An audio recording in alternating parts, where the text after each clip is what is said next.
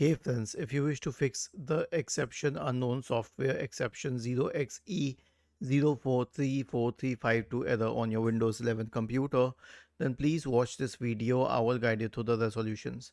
So the first solution is to check the .NET framework. Now how would you do that? Search for Windows features in the Windows search bar and click on turn Windows features on or off.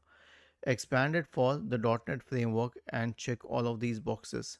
Click on OK, and this way you would have activated the earlier versions of .NET as well.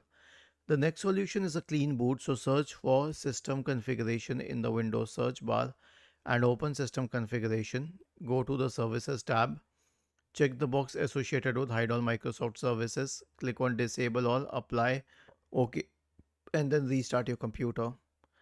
And the last solution is a malware scan. Search for MRT in the Windows search bar, click on MRT, click on next, select full scan, click on next, and then run it through. Was this helpful? If yes, then please subscribe to the channel.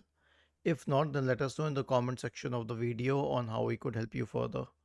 Thank you for watching this video and have a nice day.